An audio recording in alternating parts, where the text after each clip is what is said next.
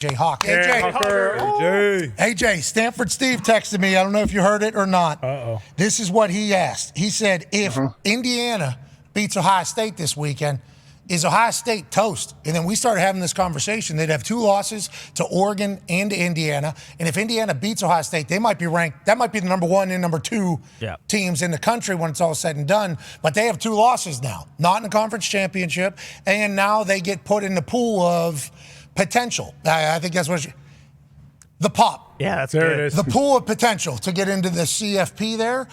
Who are some of the wins this year that we've forgotten about that Ohio State has had that somebody will stand on the table for Ohio State? And what are your thoughts on Indiana potentially, this being a must-win for Ohio State Buckeyes maybe? Oh, I think everybody in Columbus and in Ohio knows that this is an absolute must-win for Ohio State. I don't think Ohio State's sitting there saying, okay, we could drop this game to Indiana and still feel good about their chances getting in the playoff. That's not even – I don't think that's what anybody is thinking about in Ohio right now. So, yeah, it's definitely a game you have to win if you want to find a way to get into the playoffs. But I don't – that's interesting. I don't know. Where would Indiana jump up to? What number do they go to? And probably 2 or 3. Yeah. They'll probably be 2 or 3. Okay. And Tone even said maybe 1. Tone said maybe they're 1 because whenever you say common opponent, it would be Ohio State would be the common opponent. With Oregon, they go into Ohio State, beat, depending on what the game is, obviously. But they go into Ohio State, beat Ohio State. Ohio State loses to Oregon in Oregon. So whenever you talk about common opponent, what matters more, what's harder, Indiana would have. Now, here's some Hembo stats about Indiana and Ohio State. Very, very good ones, okay? It is true, Hembo says, that Indiana has played the 106th ranked strength of schedule in America. Ohio State has the 28th, okay?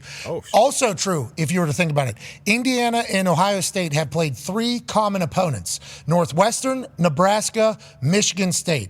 And Indiana has performed better in those games than Ohio State has. What does that mean? What does that mean, Hembo? Well, hold on. It's funny you asked that question. Thank you. It performed better. We all know what stats do. Okay. Yeah, continue. Okay, well, thank you. You were actually helping mid-text here from Hembo. Ohio State versus the common opponents against Indiana.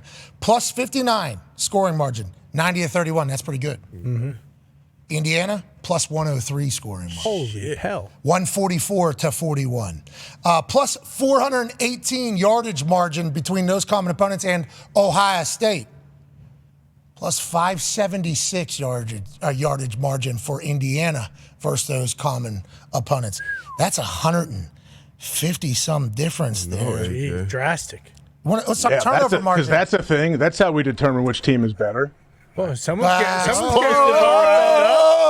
getting riled up. Let's talk about turnover margin between Ohio State and Indiana versus common opponents.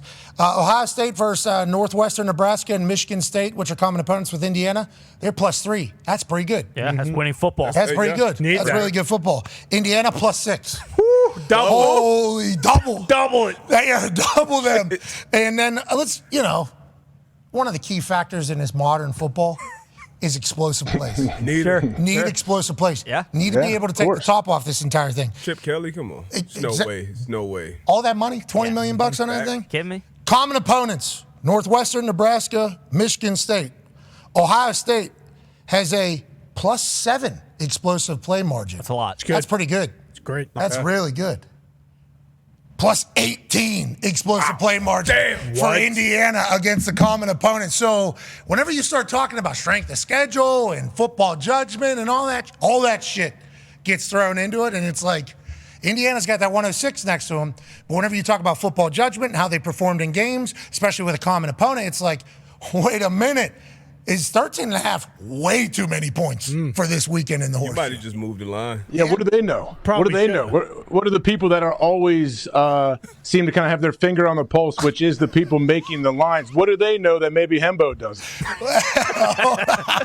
Because I think when anyone needs to know anything, they go to what do the gamblers do? What are the people that making lines? Because they are usually the most accurate. So what's happening? I must be in the twilight zone, man. What's happening? I don't get it. Hey, listen, you don't need to get offended by these stats. These are just numbers, brother. God. These are past performances. Oh, shoot the messenger. These are past performances, brother. Hey, beautiful thing is they get to play each other, so we don't have to care about any of those. Yeah, got it. So we're on a talk show. Going to have to talk about it before it happens. You know, Yeah, can't I just get say it. we'll figure it out in between the lines. But we will ultimately. Right? Love it. He's on it. I love it. Yes, we will. I didn't hear anything. All those Hembo stats, I'm not joking. You lost me halfway through. Like, come on now.